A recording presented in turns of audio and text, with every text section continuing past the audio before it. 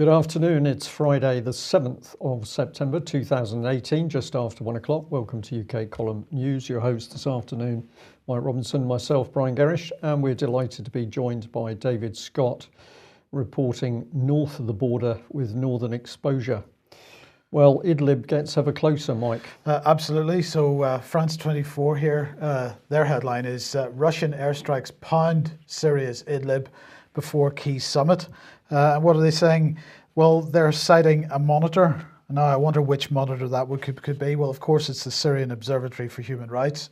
Who else would they cite under these circumstances? Which are saying that 2 people have been killed today so far this morning. Something that amused me, listening to reading the general coverage of this. Lise Doucet, who's the BBC's main foreign correspondent, was reporting on the Today programme on Radio 4 this morning.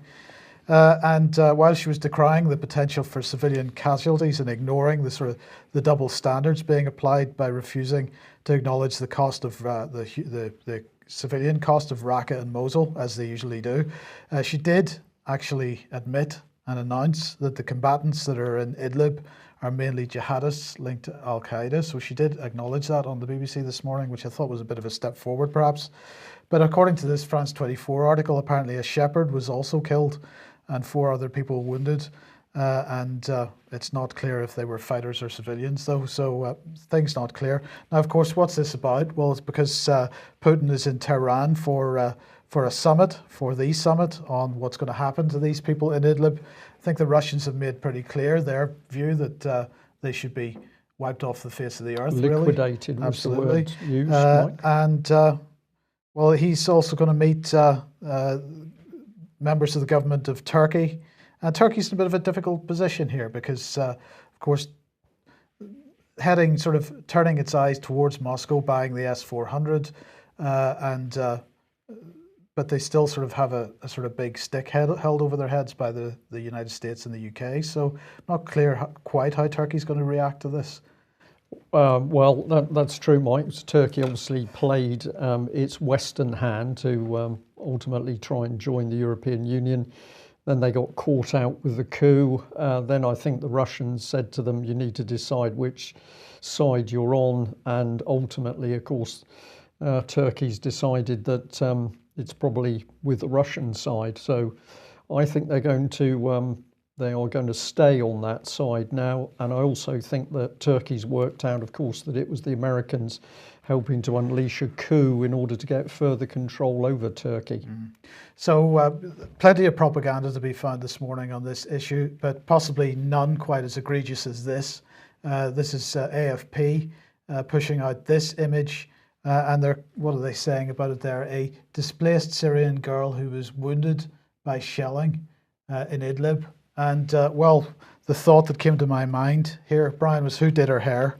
Did they get Nicky Clark or John Frieda in to do it? Perhaps they resurrected Vidal Sassoon himself to do it, because this is Hollywood standard makeup and hairdo here. And ultimately, it's abuse of this child, because we've got children who are being deliberately used as part of a propaganda campaign, essentially by the West. But this little girl, whatever you say about her, wherever she's come from, she's hurt her thumb, she is being abused by being used for this sort of propaganda. I know we can only see one eye there because this is quite a common feature amongst celebrities. David, let's bring you into the programme and say welcome. What are your thoughts on all this? Well, the position of Turkey, for a start, is very interesting because they have their own agenda. They have an agenda against the Kurds. They have an agenda for a greater Turkey, perhaps, and certainly against any sort of Kurdish state. So they are very much working to their own set of advantages, and they're looking, I think, to regain their commanding position in the world of Islam, as they had at one point during the Caliphate. So you're going to see, I think, a much more muscular and independent Turkey, and they will take some advice and assistance from the Russians, and they'll take some, well, what are we getting from the Americans these days? Not an awful lot. Interference and dodgy dollars. I don't know how much longer that one's got to run, but they'll continue to pay lip service to the American and Western interests as long as it suits them. And then meanwhile, we've got strange predictions coming from America about forthcoming Assad-generated chemical weapons attacks that apparently can be seen by the United States ambassador to the UN in her crystal ball, we would assume. Well, or some kind of witchcraft there anyway. But let's move on then, because of course Novichok 2, the sequel, has been continuing this week. And just want to remind everybody of what Theresa May said back in July at the G7 meeting. Here she was. She said, and today G7 leaders have agreed to establish a new rapid response mechanism. So the question was, what was this rapid response mechanism? Well, the key points were that it was to be a coordinated attribution of hostile activity, and it was joint work to assert a common narrative and response. So it's perhaps not surprising that today there has been a release from the leaders of France, Germany, the United States, Canada, and the United Kingdom. They have reiterated their outrage at the use of chemical nerve agent known as Novichok in Salisbury on the 4th of March. We welcome, they say, the progress made in the investigation into the poisoning of the Skripals and take note of the attempted murder charges brought yesterday against 2 suspects that are on screen there. We commend the work of the UK police and all those involved in this investigation. We also note the UK's analysis, independently verified by the OPCW, that the exact same chemical nerve agent was used in the poisoning of Don Sturgis and Charlie Rowley, as was used in the poisoning of the Skripals. We urge Russia to provide full disclosure of its Novichok program to the OPCW, and we encourage those with information about the attack in Salisbury on the 4th of March, as well as the further poisoning in Amesbury, to come forward to UK authorities. We have full confidence in the British assessment that the 2 suspects were officers from the Russian Military Intelligence Service, also known as the GRU, and that this operation was almost certainly approved at a senior government level. We've already taken action together to disrupt the activities of the GRU through the largest ever collective expulsion of undeclared intelligence officers. Yesterday's announcement further strengthens our intent to continue to disrupt together the hostile activities of foreign intelligence networks on our territories, uphold the prohibition of chemical weapons, protect our citizens and defend ourselves from all forms of malign state activity directed against us and our societies. So that is the first real outcome of the rapid response mechanism, with 5 or 6 countries there signing something which has clearly been written by the British government.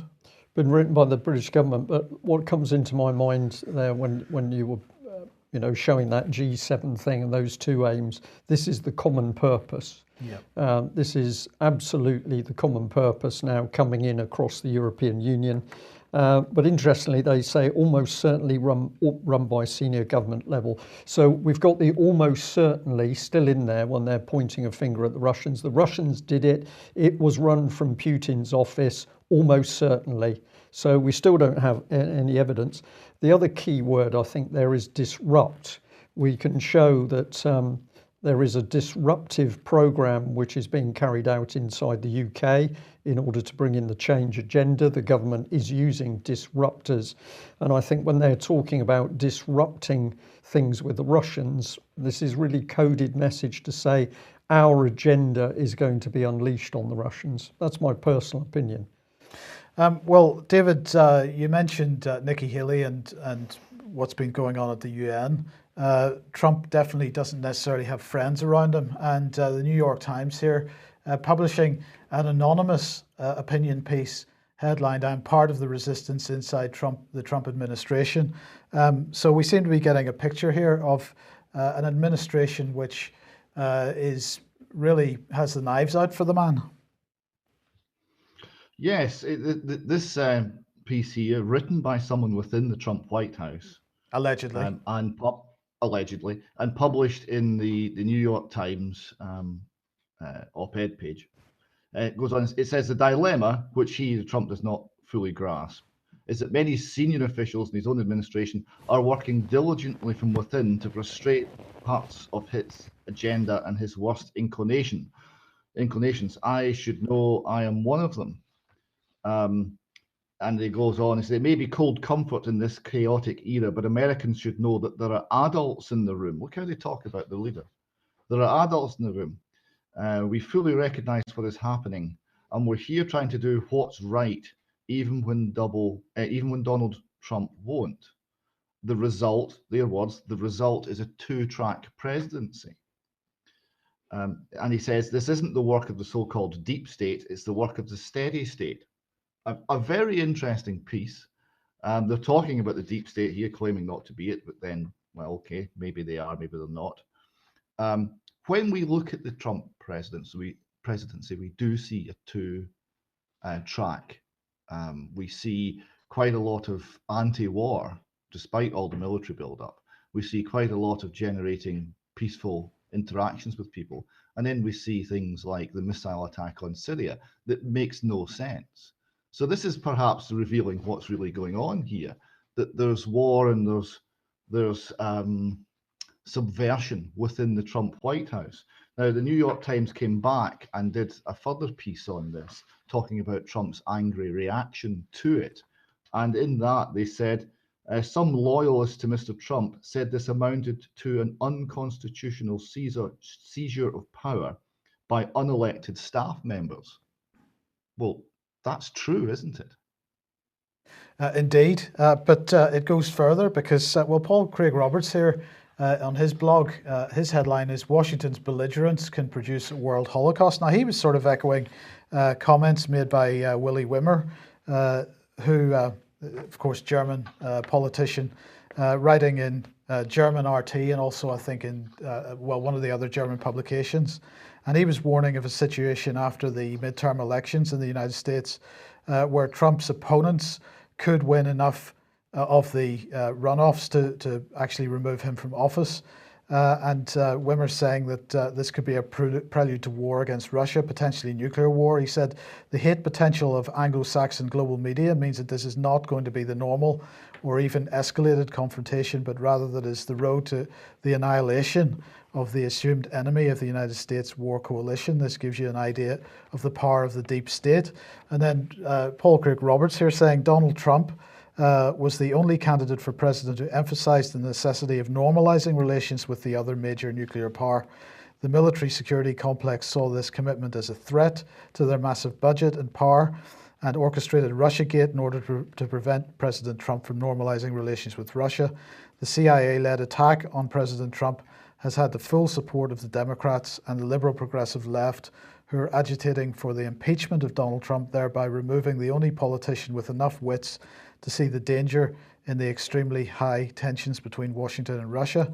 If the propaganda campaign against Trump succeeds, whoever follows him in office will have to show hostility towards Russia or suffer the same fate. Therefore, it's a reasonable conclusion that at this present time, the only persons who stand between us and nuclear Armageddon are Donald Trump and Vladimir Putin. So that's pretty strong words from both sides of the Atlantic. And of course, what you've just described from the New York Times feeds into that. It is, and we see it all over. We see it. I was looking at a tweet from the Glasgow Herald. David Leask, the slimeball journalist, well known to anyone who's followed the Holly Gregg case. Well, he was tweeting out warnings today, where people in the Scottish political scene are looking at the Novichok Putin did it narrative and not buying it. Well, he's calling these people as out for their Putinist conspiracy theories. Conspiracy spelt with two R's in a fine journalistic tradition. This is what you're seeing. So it's getting right down to sort of, regional papers and national papers in Scotland. We're quite along. We're not necessarily at the kind of forefront of this, but the press is being fed a line, and the obedient parts of the press are simply repeating that line, and the line is hate Russia. Absolutely. Well, look, let's come back to the UK and to education. And of course, you've got to question the education of people that are buying the mainstream narrative at the moment. But anyway, this lady was on BBC Radio 4 Today programme this morning. This is Amanda Spielman. She's the Chief Inspector for Ofsted, which is, for our foreign viewers and listeners, is the regulator for education in this country.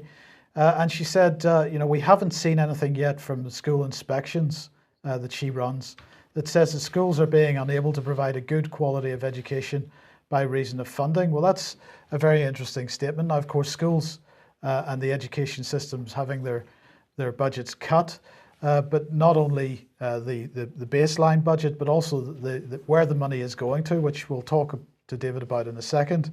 But I just wanted to remind everybody of the headlines that were coming out a week or two ago.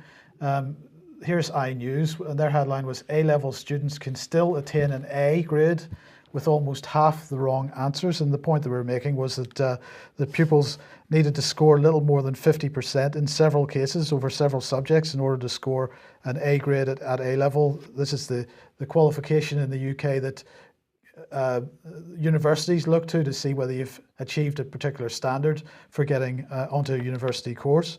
And this article says, but this was the key bit for me, David, the lower grade boundaries are an example of what they're calling comparative outcomes, the process of lowering grade boundaries in order to ensure that pupils aren't punished for taking on new tougher examinations. So basically what's happened is that in the UK at exams at 16, at exams at 18 years old, they have been suffering from criticism that these exams are being dumbed down over the last 20, 30, 40 years.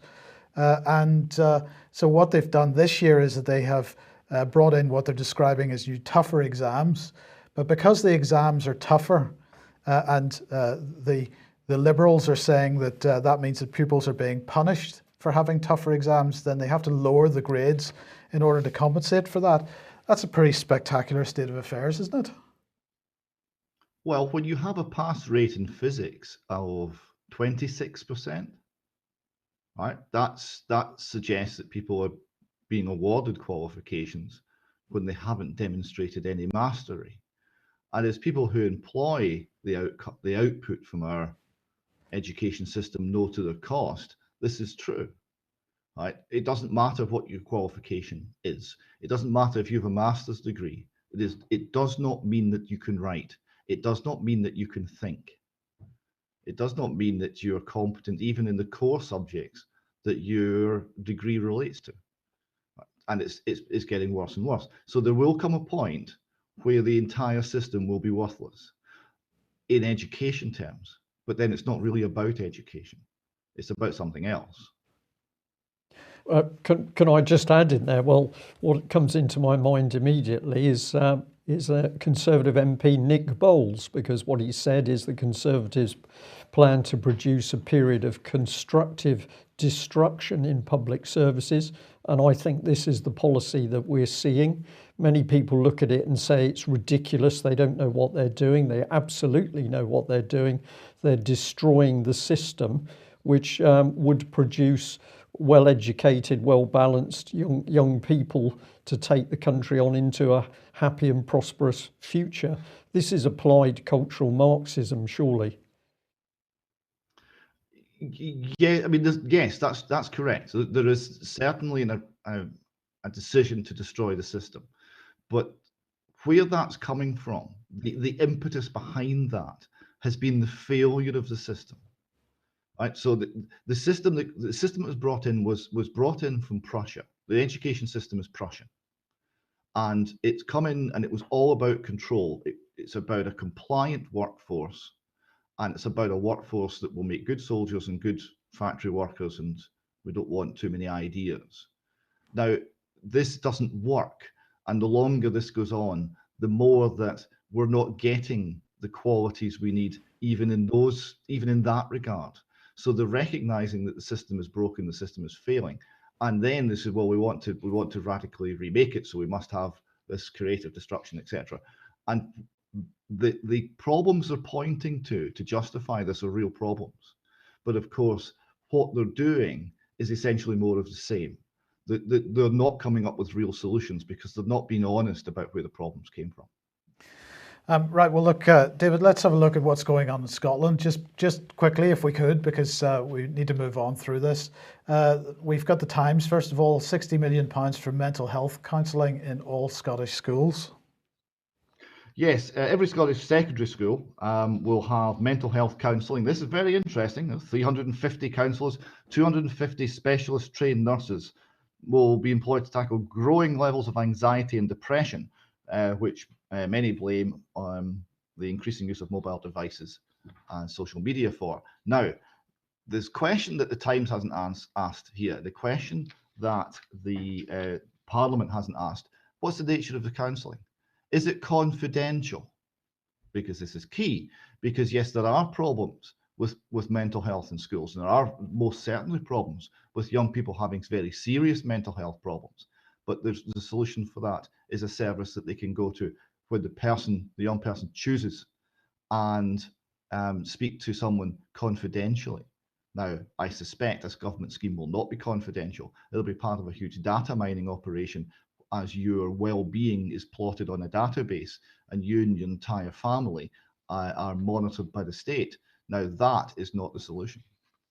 Indeed. And in the meantime, we've now got a national campaign running in Scotland urging parents to withdraw children from the primary one test. Now, primary one, that's what age is that? 4 to 5, or is that 5 to 6?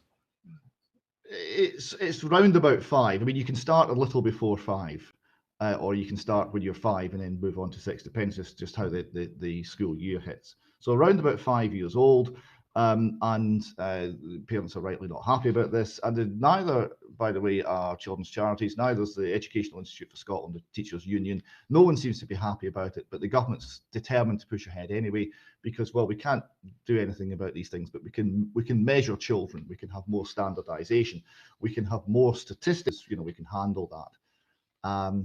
So this has gone on for a while. Then there was a letter that came out. The next couple I'll just quickly go through. A letter came out describing these tests as not compulsory. And then that was clarified. This is a wonderful piece of government clarification. The assessments, in common with all other aspects of Scottish curriculum and its delivery, are not provided for in legislation. This means that they cannot be seen as compulsory. But it also means that there is no legal right for parents to withdraw their children from the assessments, or indeed any other part of the school curriculum, with the exception of some parts of religious observance and instruction. So it's not compulsory, but you have no choice. This is the cry from our government over and over.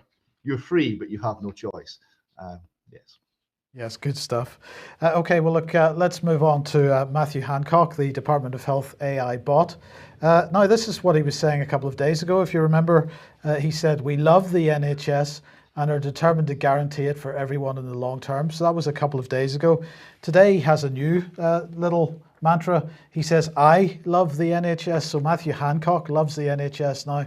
It's been there for me, and it's been there for all of us at some of the most difficult moments in my life. The NHS has saved the lives of my close family and has cared for family and friends in dire need.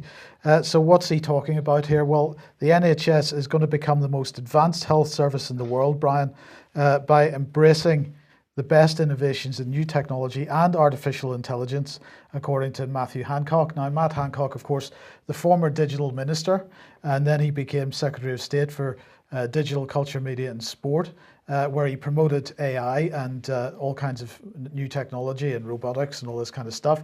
Now he is the Department of Health AI bot, so he's going to be moving AI into the Department of Health. So he's setting out plans at the NHS Expo in Manchester today to make the NHS an ecosystem for the best technology available. And this is going to build, they say, on the £20 billion long-term plan to transform health and social care so it can improve treatment and deliver better care for patients. I'm sure we all believe that that's going to be the outcome. So what's he doing? Well, of course, he launched his own app, if you remember, not so long ago, on iPhone and Android, and you can learn all about Matt Hancock through the Matt Hancock app. So he's going to do the same now for the NHS. So he has announced a new NHS app that's going to be piloted in 5 areas of England from next month, ahead of a national rollout in December. So Liverpool, Hastings, Bristol, Staffordshire and South Worcestershire are the lucky locations that are going to get access to the new NHS app. And they're going to be able to book GP appointments, order repeat prescriptions, get access to their medical record. I'm sure there's going to be all kinds of really special security around that. But anyway, that's another issue. They're going to have access for urgent medical inquiries. They're going to have data sharing preferences settings in there, so you're able to decide where your data is going. There's going to be organ donation preferences settings in there, and end-of-life care preferences in there. So you hit the wrong button on this app and you find that you've got a do not resuscitate on your record straight away. So there you go. This is fantastic stuff. Now, he's also going to announce the creation of the Health Tech Advisory Board, which is going to be chaired by Dr. Ben Goldacre. There he is, Dr. Ben Goldacre. And that's going to report directly to Matt Hancock, and it's going to highlight where change needs to happen, where best practice isn't being followed, and it will be an ideas hub for how to improve patient outcomes and experience and make the lives of NHS staff easier. Now, who is Ben Goldacre? Well, he's a doctor, but he's also done a lot of writing. So he used to have a column in The Guardian called Bad Science, and he's very pro-vax. So he was using that column, for example, to criticise anti-immunisation campaigners, particularly people that were promoting Andrew Wakefield, such as Melanie Phillips. And then following that, but this is where it starts to get interesting, he wrote a second book called Bad Pharma, How Drug Companies Mislead Doctors and Harm Patients. And you can see a quote from that there. Drugs are tested by the people who manufacture them in poorly designed trials on hopelessly small numbers of weird, unrepresentative patients, and analysed using techniques that are flawed by design in such a way that they exaggerate the benefits of the treatment. So not quite clear exactly where he sits, but then we begin to discover a little bit more, because he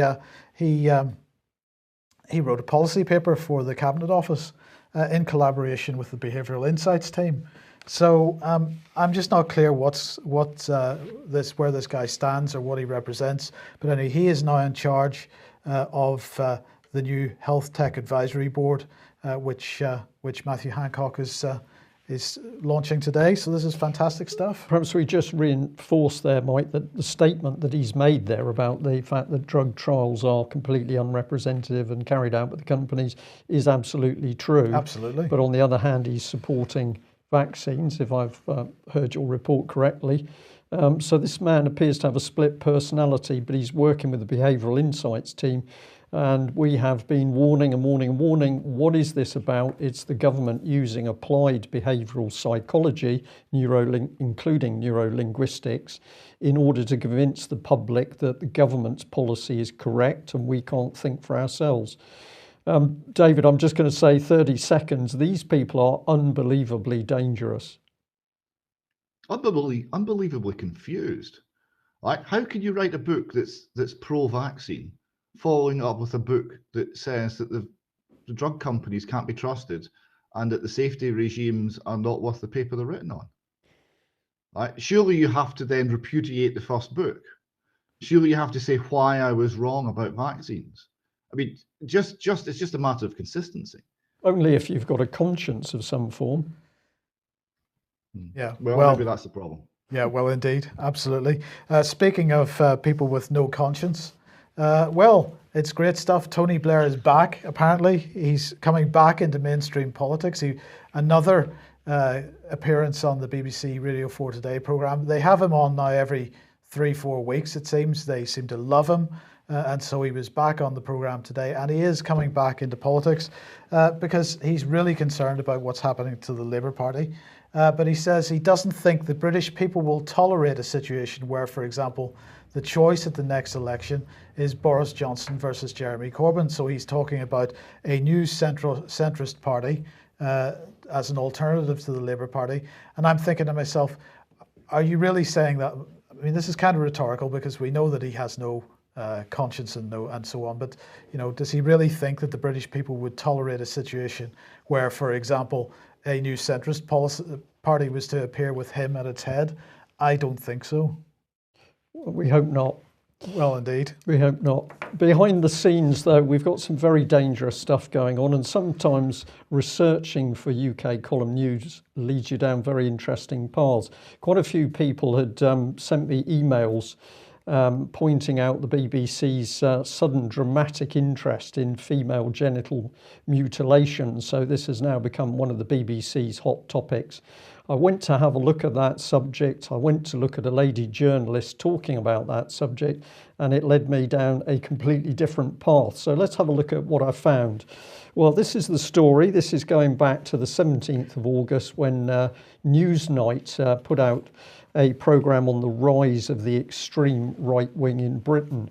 And the lady journalist that I'd first had a look at had actually embedded a summary video of this on her Twitter page. So I'm just going to let that run on screen. There's no sound, but basically we've got a former head of counter-terrorism for the Met saying that we've got white supremacists on the rise, the first time since the Second World War. We haven't woken up enough. He's not going to say it's the same level as Islamic terrorists, because out of 14 plots, 10 were Islamic. But the whole thrust of the programme is as if the right-wing extremism is as bad. So there's no pretense it's there's no pretense that it's the same, but actually the whole thrust of the programme is as if it is immensely dangerous. So I'm going to encourage people to go and have a look at it themselves, but we did a bit of analysis on it. Let's have a look at what we've got. Right-wing extremism is very, very dangerous, and it's growing. It's not as dangerous as Islamic extremism, although we're showing it as if it were. We being the BBC. We being the BBC.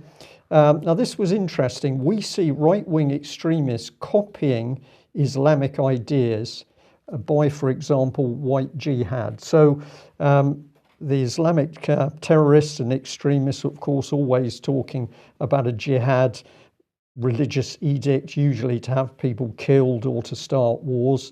But it's now very worrying that right-wing extremists are saying, well, if they're doing it, I don't see why we can't do it. And we're talking about a white jihad. So lots of questions about that little statement in the video clip.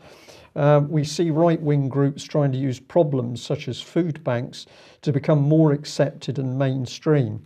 So this suggests from the outset that all of the right-wing groups are so cynical that they're prepared to use the fact that people haven't got enough food to further their political aim. The BBC doesn't come in to say, well, could it be that some of these right-wing extremists have arisen because of these problems? I'm throwing these questions in because the BBC doesn't want to put them in.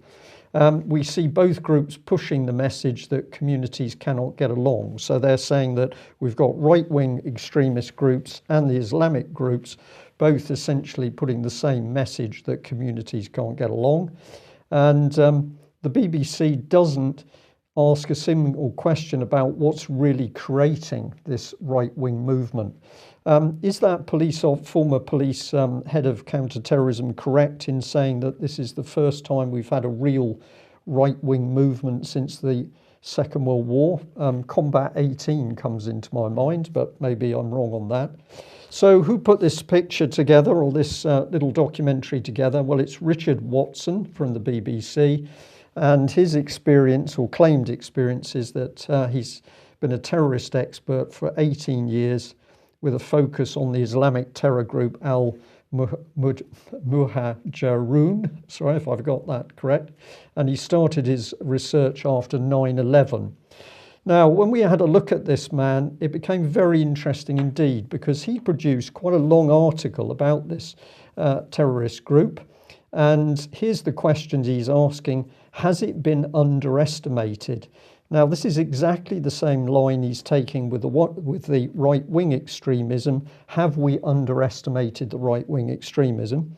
Well, it's fascinating because he says that after the Manchester Arena bomb attacks last month, in this report, MI5 let it be known that the scale of the threat from militant Islamists is huge. 3,000 people in the UK with links to another 20,000. That makes a long list of 23,000 people, the population of a small town. So that's quite a statement. Then he says the fact that Al-Muhajirun was allowed to recruit in towns across the UK for years, largely unfettered by the state, is part of the picture. So now we're beginning to see that actually the highest level of the British state was allowing this to grow. Encouraging, in fact. Encouraging it to grow, unfettered. But he fails to investigate why this would be. He does not ask the key questions as to why senior members of the British government were not doing their job and or were turning a blind eye. He did ask some questions, which we'll have a look at in a minute. But this is the head of the organisation, Omar Bakiri Mohammed, the creator of Al-Muhajirun. And what's said in this article here, well, really, we need to see that basically the group was set up. He was born in Syria, but he was expelled in 1977 for his anti-Ba'ath Party views. He travelled to Lebanon, where he joined the Islamic group Tahrir. Their aim was to create a single Islamic state across the Middle East and eventually the world. So that was pretty specific. After a brief stay in Egypt, he settled in Mecca in Saudi Arabia. In 1983, he created a new group, and that was Al-Muhajirun. The name means the community of the emigrants. In 1986, his extreme Islamist views and connections in the banned Al-Tahrir group led the Saudis to expel him, and he fled to the UK, where he was given asylum. So once again, we've got a track record here where people who were known to be immensely dangerous were simply let into the UK. And who let them in? Well, it was our own government, of both sides of the colour, as it were. So if we have a look at it, he doesn't give any analysis of why the militant far right has emerged, what their grievances are. For example, one of the big grievances is the rise of Islamic extremism. He doesn't give any interviews with these people, although he did go and interview Islamic extremists. He hasn't given any real analysis of why Islamic terrorism has increased after Western actions in the Middle East. So when these people point the finger and say, we're doing what we're doing because the West has killed and murdered people in wars overseas, he doesn't really investigate that. And he's got no questions as to why the right wing says that the political establishment is not answering the concerns of members of the public. So it's very one-sided stuff. And I found it particularly significant that he also uses somebody speaking for Hope Not Hate to give a view. This is a right-wing extremist come good. But of course, Hope Not Hate, very one-sided in putting across its views. So if we have a look at how the state has reacted, and he does cover this, we've got a Peter Clark, former head of Met Counterterrorism, saying no one knew whether the ideological stance of Muhajirun was going inevitably to lead to violence. That's a remarkable statement, Mike, I think. We just didn't know.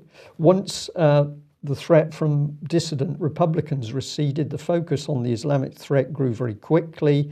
It's also probably fair to say that no one had before encountered a terrorist threat that was rooted in ideology rather than political goals. What does that, why is this a problem? I do not understand why this is a problem if you're looking at potential terrorists. And then we've got Colonel Richard Kemp. Now, he was working with the Cabinet Office from 2001 to 2006, and he calmly says we've been too tolerant to this organisation. Their use of abusive language and threats was not tackled. It was a major failure, and we've seen the consequences. We've seen Lee Rigby murdered by a follower of Al-Muhajirun. We've seen numerous attacks around the world. So the people who should have been implementing the policy to protect the country were clearly not doing their job, but they casually say, well, it wasn't my fault.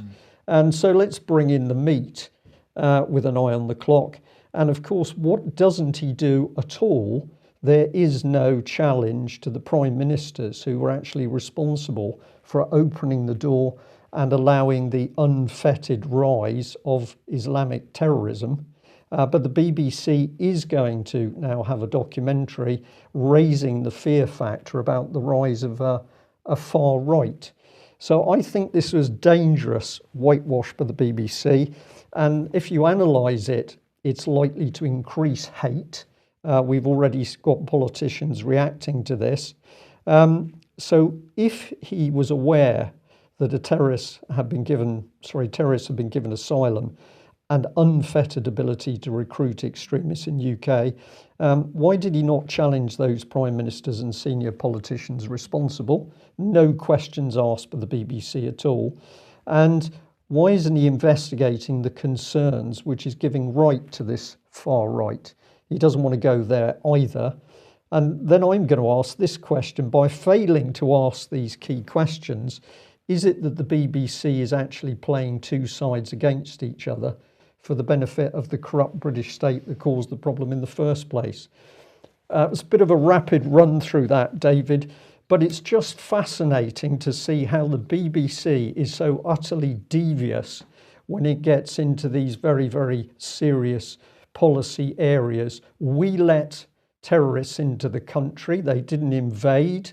Politicians opened the doors. The intelligence community turned a blind eye. And now we've got a problem. Everybody's rushing around saying, well, we really don't understand how this happened. Is this accidental? Well, what was occurring to me as you were describing that is it's a case of trying to run problem reaction solution. Right? They've created the problem.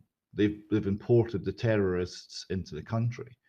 Right? There hasn't been the reaction from the British population that they expected, because despite the fact that there's lots of people running around calling the British population racist, they've actually been extremely reasonable and extremely patient and extremely calm about the whole thing. So we're going to have to create the reaction. Is that what's happening here? So we can roll out the solution? So we can roll out the solution, and there is a reaction forming. And you picked up on this really amazing tweet about the far right. Oh, this is wonderful. Yes. So this is Yasmin Alabi Brown, who is a Labour member of the House of Lords, I think. So she retweeted this. She said, "Too busy accusing UK Labour of anti-Semitism to heed the real scary threat posed by the far right." Right? Because you obviously read the post which said Nazi gathering in the streets of Britain today. This is the 21st century. Where is the outrage? It's happening again. But didn't realize it was a wind up, because that is in fact the reunion photograph of the cast of Allo Allo. And there's Herr Flick of the Gestapo looking very fine in his black outfit. So we're seeing the reframing of people acting in such a powerful way. You mention the word, you press the button, and boof, they're off with a reaction. Yeah, we'll talk more about this, I think. Okay, we're rapidly running out of time, David, but let's just briefly go through some Scottish news here. First of all, named person scheme, and J.K. Rowling, fresh from campaigning on Twitter on behalf of Bana of Aleppo and various so-called rebels in Syria, now has moved north of the border in order to help boost the named person scheme. Well, she hasn't, because they never quite got round to asking her. But this was from minutes. This is from government minutes of the Gerfec team. From August 2018, they proposed to recruit J.K. Rowling, as I'm quoting here from a Scottish Review article by Alison Price. Recruit J.K. Rowling as the magic wand-waving champion for the flagging getting it right for every child Gerfec policy, in order to, quote, countermine the likes of Alexander McCall Smith and other unnamed Z-listers. Now, this is a caustic reference to the fact that Alexander McCall Smith, in one of his books, one of his detective stories, had a reference to a named person, and the characters were viewing it as an insult to parents. As indeed it is. So yes, that's they were wanting to countermine him. Interesting phrase, don't you think? Countermining. So they're viewing this as a military operation to shut down and defeat opposition to the named person scheme. Well, it's going badly because we have freedom of information. We have some people squirreling away and finding out everything that the government is wanting to keep concealed. And it just gets better and better, and indeed funnier and funnier. And if you're laughing, you're winning. Well, indeed. But in the meantime, something else to laugh about here seems to be is the Scottish National Party at war with itself. Certainly, Nippy, Nicola Sturgeon, doesn't seem to like Alex Salmond terribly much at the moment. It's a very strange thing. Now, the background to this, very briefly, is that Alex Salmond was accused. Well, in fact, let's go back even further. The background to this is that in December 2017, Nicola Sturgeon and the woman she appointed as head of the Scottish Civil Service, Leslie Evans, changed the code of conduct and the disciplinary and complaints procedure to allow complaints about former First Ministers and former Ministers of the Scottish Government to be brought by Scottish Government employees after those people had left the government. Sorry, so let me clarify this, David. So up until December 2017, nobody could have brought a complaint against Alex Salmond or any other government minister that had served in the past. That seems to be the case, yeah, and not through this internal government complaints procedure. I mean, you can obviously make a complaint to the police, but that's got a different threshold. So the rules were changed in December 2017, and as if by magic, 1 month later, two women from the Scottish Government, two officials from the Scottish Government, made allegations of sexual misconduct amounting to assault against Alex Salmond. This was for alleged conduct back in 2013 when he was First Minister, and at least some of the incidents took place in the official residence Bute House. So this this investigation under the new rules ran for 3 months before Alex Salmond was informed in March, and then it ran on until July, by which point Leslie Evans was saying she was going to release it to the public. Alex Salmond was threatening to get an interdict to prevent the Scottish Government releasing this information to the public. And then it was leaked to the press. What I'm hearing in press circles is it was leaked by the First Minister, Nicola Sturgeon. But whatever the source, it was leaked to the press. They then started to run it. The Daily Record in Glasgow was running the story.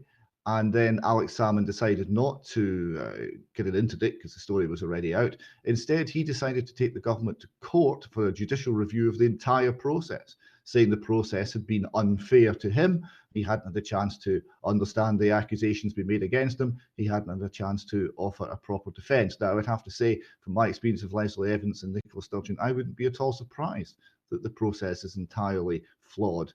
And I think it's quite wise of Alex Salmond to go down that route. And he's saying, which is maybe a little concerning, that if he loses in court, then he'll answer the charges against him in full. But if he wins in court, he'll be looking for Leslie Evans to answer for her missteps and errors in the whole process. So we'll see how that works out. He then ran a crowdfunder, got over £100,000 from well-wishers to take the Scottish Government to court, and then resigned from the SNP. So it's there is a shortage of popcorn in Scotland now from people watching this unfold on our screens. Brilliant. Okay, well, I think we better end there. David, thank you for taking us through that. It is extraordinary to watch politics in the UK unfolding. One thing's for sure, they're not getting any more compassionate for people and their problems. We're seeing this political elite arise. Tony Blair, who we've had on screen again today, of course, was saying quite a few years ago that in the future people wouldn't be elected in a democratic sense, they'd be appointed. And I think the Scottish Nationalist Party must be showing that system exactly how that system's going to work. Okay, we'll leave it there. Thank you for joining us. We will be back at the same time on Monday. Bye-bye.